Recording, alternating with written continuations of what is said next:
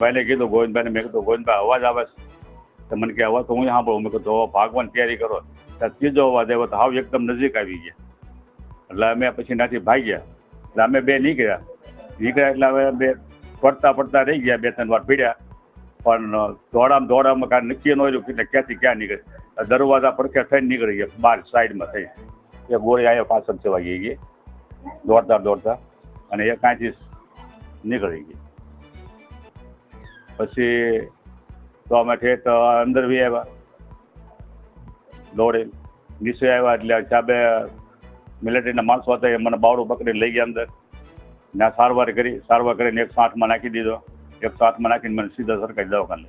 આદરણીય વડાપ્રધાન શ્રી નરેન્દ્રભાઈ મોદી સાહેબે આ હુમલો જ્યારે થયો, આતંકી હુમલો, ત્યારે વિશ્વ ફલકે એમણે વાત મૂકી અને તરત જ આવી ઘટનાઓ ન બને એના માટે એક્શનો લીધા છે. અમિતભાઈ શાહ અને ઉચ્ચ સ્તરીય બેઠકો બોલાવી છે.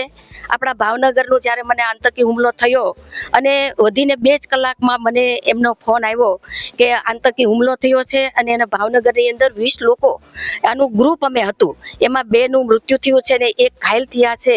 એટલે તરત જ સતત એમના સંપર્કમાં હું હતી. એમને કોઈ પણ અગવડ ન પડે. આજે આવા દુઃખદ ઘટનાઓ બનતી હોય ત્યારે ભારતીય જનતા પાર્ટીના સૌ પદાધિકારી, ધારાસભ્યો, તમામ લોકો એમને ઓછામાં ઓછી મુશ્કેલી પડે એ માટે એ તત્પર હોય અને એ કામ કરતા હોય. એક સરકાર સાથે તાલ મિલાવી અને કડી રૂપ અમે કામ કર્યું છે. અમારી તમામ માહિતીથી અપડેટ રહેવા માટે જોડાયેલા રહો S9 ન્યૂઝ સાથે.